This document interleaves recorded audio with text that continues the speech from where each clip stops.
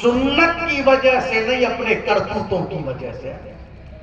50-50 ہزار روپیہ لوگوں نے ناچنے کتنے پر اڑا۔ 7 دن پہلے گھروں پر ڈی جے لگ رہے ہیں، فلور بچھائے جا رہے ہیں، گھر کی عورتیں ناچ رہی ہیں، قوم کے جوان ناچ رہے ہیں۔ کتنی شرم کی بات کہ باپ کے سامنے اس کی بیٹی ڈانس کر رہی ہے، اور کتنی بے غیرتی کی بات کہ بھائی کے سامنے اس کی بہن ناچ رہی ہے۔ کہاں مر جاتی ہے اس باپ کی غیرت جب اس کے سامنے اس کی بیٹی ڈانس کرتی ہے، اور کہاں چلی جاتی ہے اس بھائی کی غیرت جب اس کے سامنے اس کی بہن ڈانس کرتی ہے۔ میں پوچھنا چاہتا ہوں میرے بھائیوں، کیا بہن بیٹیوں کا ماؤں کا یہی وقار رہ گیا کہ گھر میں جب کوئی فنکشن آیا تو ان کو ناچنے کے لیے آپ نے اسٹیج پر کھڑا کر دیا؟ میں اپنی ماں بہنوں سے بھی گزارش کروں گا، میری ماں بہنوں، تمہیں پتہ ہی نہیں تمہارا مقام کیا ہے، تمہیں پتہ ہی نہیں تمہاری عزت کیا ہے، تمہیں پتہ ہی نہیں تمہاری شان کیا ہے۔ اللہ اکبر، مائیں بہنیں اپنی عزت و وقار کو بھول گئی۔ جس عورت کو میرے نبی نے اتنا اونچا مقام عطا کیا کہ عورت اگر بیٹی کی شکل میں ہے تو وہ باپ کے لیے جنت ہے، بہن کی شکل میں ہے تو بھائی کے لیے جنت ہے، بیوی کی شکل میں ہے تو شوہر کے لیے جنت ہے، اور اگر ماں کی شکل میں ہے، آقا فرماتے ہیں غلام تیری جنت کعبے کے سائے میں نہیں، تیری ماں کے قدم کے نیچے ہے۔ جس عورت کو میرے نبی نے اتنا اونچا مقام عطا کیا، آج ہمارا حال یہ ہے کہ اسی عورت کو ہم نے شادیوں کے موقعوں پر اپنے گھروں میں ناچنے کے لیے کھڑا کر دیا۔ ہزاروں روپیہ لوگوں کا ناچنے کودنے پر برباد ہو رہا ہے۔ میرا مقصد کسی کا دل دکھانا نہیں، آئینہ دکھانا ہے، سچی سچی بتانا۔ ڈھول کی آواز، گانے کی آواز پر اور ڈھولک کی تھاپ پر ناچنا کام کس کا ہے؟ بولو بولو بولو بولو۔ شیطان دکھتا نہیں، جو دکھتا ہے اس کا نام ہے۔ میں بتاؤں آپ کو، بازار میں بیٹھ کر اپنا جسم بیچنے والی عورت کا کام، طوائفہ کا کام، فاحشہ کا کام، جو کام ایک بازارو عورت کرے، جو کام ایک طوائفہ کرے، وہ کام شادی کے موقع پر ہم نے اپنے گھر کی عورتوں سے کروایا۔ کتنی بے غیرتی کی بات آپ سوچیں۔ ہزاروں روپیہ لوگوں کا ناچنے کودنے پر برباد ہوتا ہے۔ یہ کام ہمارے تھوڑی ہے میرے بھائی، آپ محسوس تو کرو۔ کٹے بھر بھر کر کے شادیوں کے موقعوں پر لوگ پٹاخے جلاتے ہیں، 25-25 ہزار، 30-30 ہزار، 40-40 ہزار کے پٹاخے، 5-5 ہزار کا ایک پٹاخہ، اسے ایک بار جلا دو تو وہ 10 منٹ تک بجتا ہی رہتا ہے۔ سمجھ رہے ہو آپ؟ جس قوم کی غربت کا حال یہ ہو کہ آج بھی مسلمانوں کی بہن بیٹیاں جمعہ کی نماز کے بعد برقع پہن کر مسجدوں کے باہر بھیک مانگ رہی ہو، کیا اس قوم کو زیب دیتا ہے کہ وہ شادیوں میں 30 ہزار کے پٹاخے جلائے؟ جس قوم کی غربت کا حال یہ ہو کہ آج بھی سگنلوں پر، ریلوے فاٹک پر، جس قوم کی بہن بیٹیاں برقع پہن کر کے بھیک مانگ رہی ہے، اس قوم کو زیب دیتا ہے کہ وہ 30-30 ہزار کے پٹاخے جلائے۔ جس قوم کی غربت کا حال یہ ہو کہ قوم کی اکثریت کا گزارا سود اور بیاج پر ہو رہا ہو، اس قوم کو زیب دیتا ہے کہ 30-30 ہزار کے پٹاخے جلائے۔ اس سے بڑی بات اور کیا ہوگی؟ جس قوم کی غربت کا حال یہ ہو کہ غربت کی وجہ سے عزتیں بک رہی ہو، اس قوم کو زیب دیتا ہے کہ وہ پٹاخے جلائے۔ ابھی کچھ دنوں پہلے ہاڑوتی کے علاقے کی خبر اخبار میں چھپی، لوگوں نے اپنی بچیاں دی غیروں کو اور کہا ان سے تم بھی کماؤ ہمیں بھی دو، تاکہ سر کا قرض ہم جس قوم کی غربت کا ہمیں زیب دے 30-30 ہزار روپے کے پٹاخے سے آگ لگا دیا آپ نے۔ اگر اللہ نے دولت سے نوازا ہے میرے بھائی، یہ دولت آگ لگانے کے لیے نہیں ہے، دولت تو اللہ نے صدیق اکبر کو بھی عطا فرمائی تھی، سبحان اللہ۔ دولت تو میرے اللہ نے عثمان غنی کو بھی عطا فرمائی تھی، مگر آپ پڑھیں تو صحیح صدیق اکبر کی زندگی۔ اگر صدیق اکبر نے اپنی دولت کو خرچ کیا ہے تو مسجد نبوی کی زمین کو خریدنے کے لیے خرچ کیا ہے۔ صدیق اکبر نے اپنی دولت کو خرچ کیا ہے، حضرت بلال حبشی کو خرید کر آزاد کرنے پر خرچ کیا ہے۔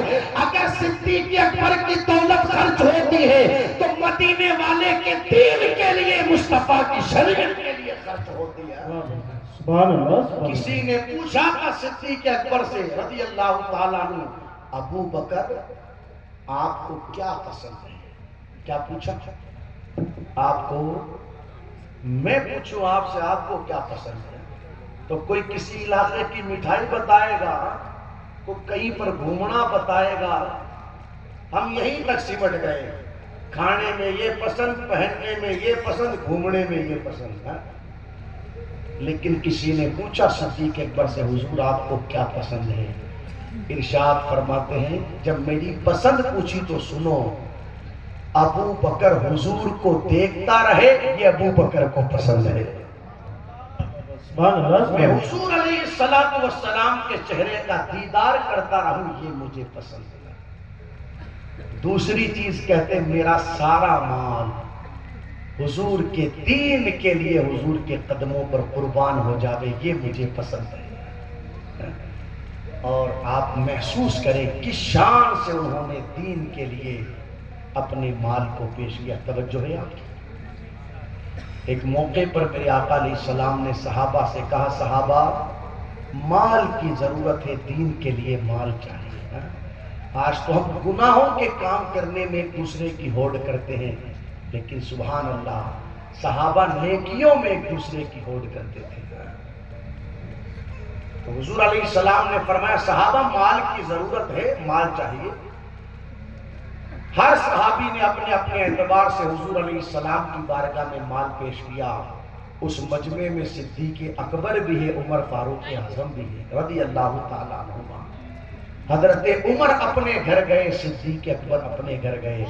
پورے راستے سیدنا سرکار عمر فاروق اعظم یہ سوچ رہے تھے، آج تو اتنا مال لے کر کے آؤں گا حضور علیہ السلام کی بارگاہ میں کہ مال پیش کرنے میں ابو بکر سے حضور کی بارگاہ میں آگے نکل جاؤں گا، لیکن ابو بکر تھے۔ سبحان اللہ۔ عمر فاروق اعظم گھر گئے، گھر کا سارا مال جمع کیا، اور جمع کرنے کے بعد اس کے دو حصے کیے، آدھا مال گھر والوں کے لیے چھوڑا اور آدھا حضور علیہ السلام کی بارگاہ میں لے کر کے آ گئے۔ لیکن صدیق اکبر جب گھر گئے، پڑھیں آپ صدیق اکبر کی زندگی تو پتہ چلے گا، گھر پر جو مسالہ پیسنے کا پتھر تھا ابو بکر نے وہ بھی لے لیا، کچرا نکالنے کا جھاڑو تھا صدیق اکبر نے وہ بھی لے لیا، حتیٰ کہ اسلام کے لیے اپنے بدن کا کپڑا بھی اتار دیا اور بوری کا ٹاٹ پہن کر اس پر ببول کے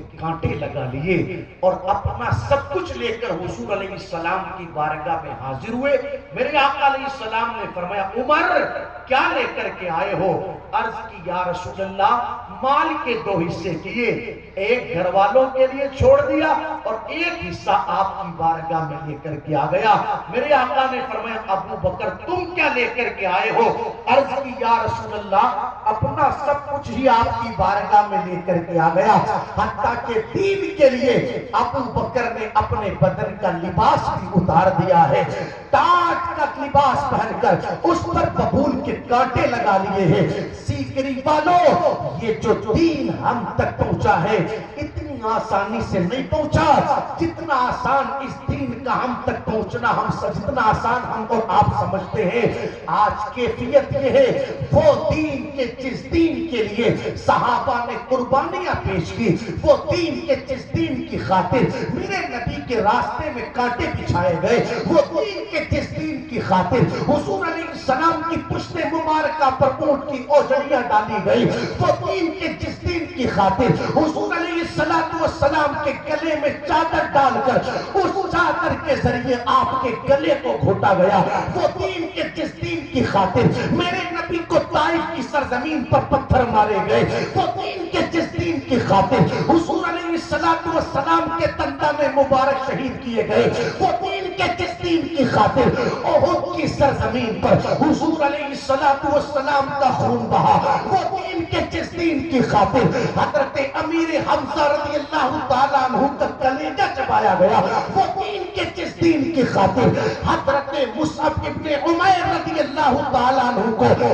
کفن تک نصیب نہیں ہوا، وہ دین کے جس دین کی خاطر صحابہ نے اپنا سب کچھ لٹا دیا، ہاں وہ دین کہ جس دین کی خاطر میرے حسین نے مدینے کو الوداع کہا، وہ دین کے جس دین کی خاطر میرے حسین نے مکے کو الوداع کہا، وہ دین کے جس دین کی خاطر حسین نے 18 سال کا کڑیل جوان علی اکبر خدا کی بارگاہ میں پیش کیا، 6 ماہ کا علی اصغر خدا کی بارگاہ میں پیش کیا، بھتیجے بھانجے کی قربانیاں خدا کی بارگاہ میں پیش کی، وہ دین کے جس دین کی خاطر میرے حسین نے خود بھی جام شہادت نوش کر لیا، ہاں وہ دین کہ جس دین کی خاطر غوث اعظم نے اللہ اکبر سرکار غوث اعظم نے بغداد معلیٰ کو آباد کیا، وہ دین کے جس دین کی خاطر سنجر کو چھوڑ کر غریب نواز ہندوستان